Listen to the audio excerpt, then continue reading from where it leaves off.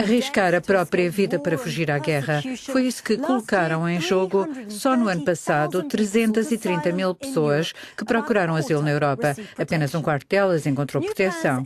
Há planos para melhorar o processo de asilo, mas que diferença vão fazer as novas medidas da União Europeia? Fomos conhecer a situação dos refugiados na Grécia. Atenção, algumas das imagens da reportagem de Paul Hackett podem ser chocantes. Estamos num cenário de morte, um cemitério a céu aberto numa das ilhas mais paradisíacas da Europa. Estes são os cadáveres de 7 refugiados sírios.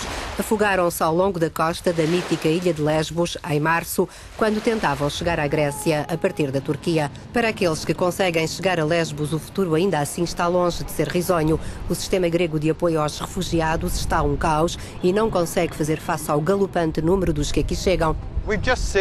Acabamos de ver o que pareciam ser cerca de 30 refugiados a entrar no posto da Guarda Costeira de Mitilene, a capital de Lesbos. As autoridades não nos deixam filmar no interior, por isso não sabemos quais são as condições em que estas pessoas são aqui recebidas, nem sequer se terão direito a comida, água e abrigo.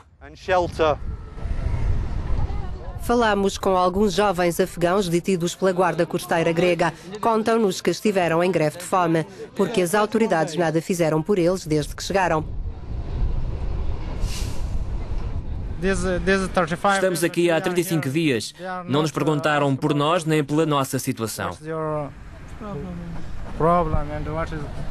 E no seu caso? Estou como ele. Que idade tem? Tenho 21 anos. E também veio do Afeganistão? Sim, sim. Há quanto tempo está aqui? Também estou aqui há 35 dias. Ativistas dos direitos humanos acusam as autoridades de recusar comida e abrigo aos refugiados. A verdade é que em Lesbos não há condições para acolher refugiados. Não há condições para receber seres humanos aqui na ilha. Sem um centro de acolhimento com condições, os refugiados dão por si muitas vezes numa espécie de jogo de ping-pong entre a polícia e a Guarda Costeira de Lesbos. Ambas as forças recusam lidar com os pedidos de asilo. A polícia pede mais apoio de Bruxelas. É claro que não estou de todo feliz, mas a polícia grega não é responsável por isto. As ordens do procurador local indicam que é a Guarda Costeira a responsável por deter estas pessoas, os imigrantes ilegais. Nós aqui já fazemos muito, mas é uma situação muito difícil.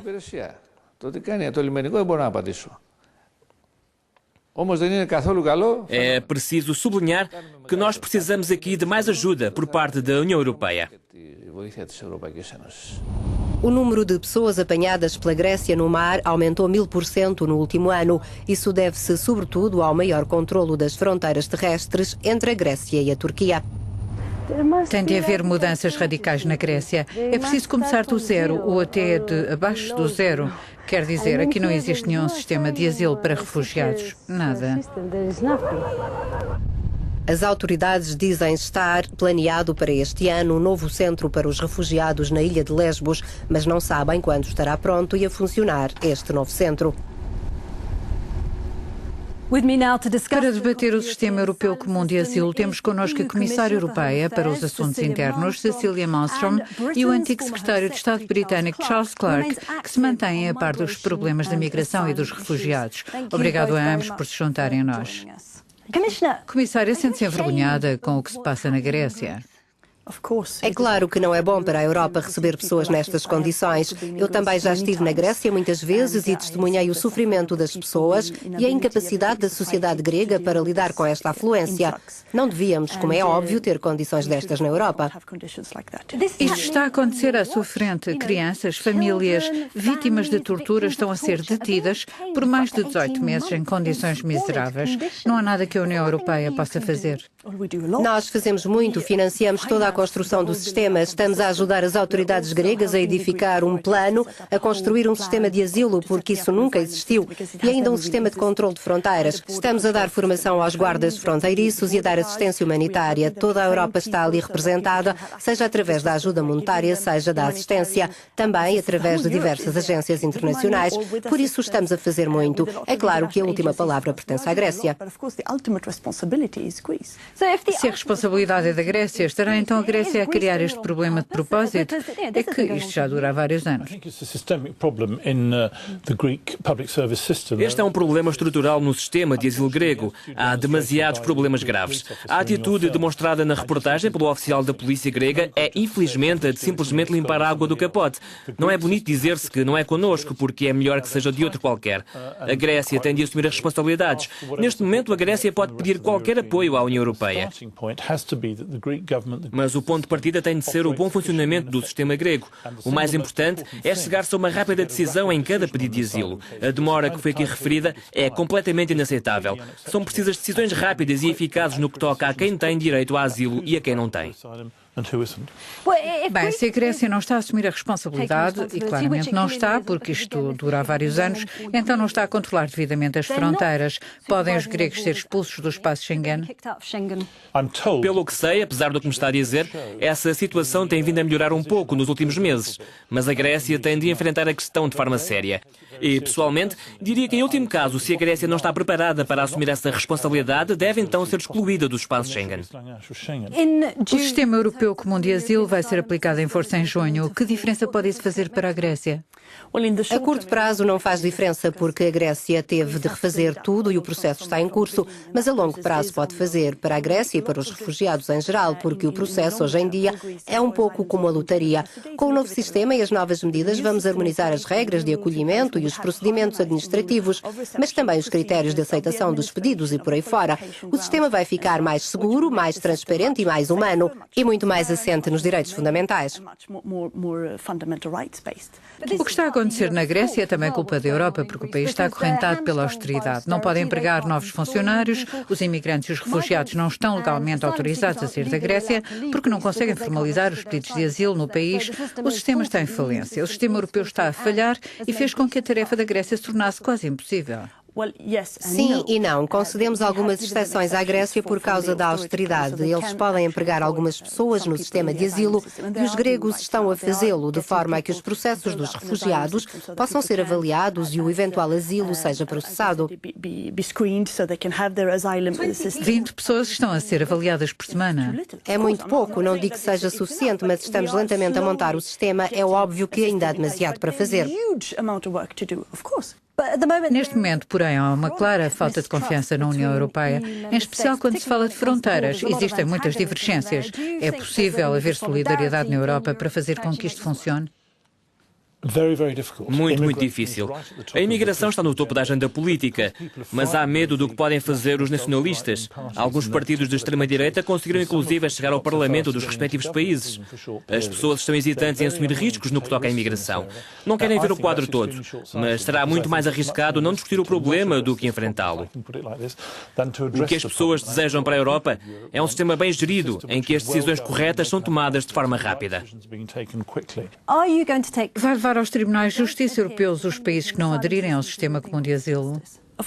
É claro que vamos, ainda não o deliberamos oficialmente. Vai haver uma votação em junho, mas apesar da enorme crise económica desde os anos 30 e apesar de todos estes movimentos populares, destes movimentos xenófobos que existem e que dificultam muito o nosso trabalho, os Estados-membros aprovaram o sistema. A Síria é também uma grande preocupação. Vamos ouvir uma declaração do Conselho dos Direitos Humanos das Nações Unidas na Grécia.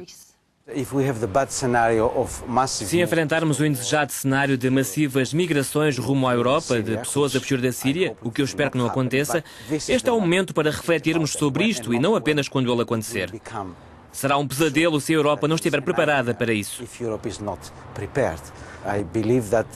Acredito que será necessária uma mobilidade flexível dos refugiados entre os países europeus.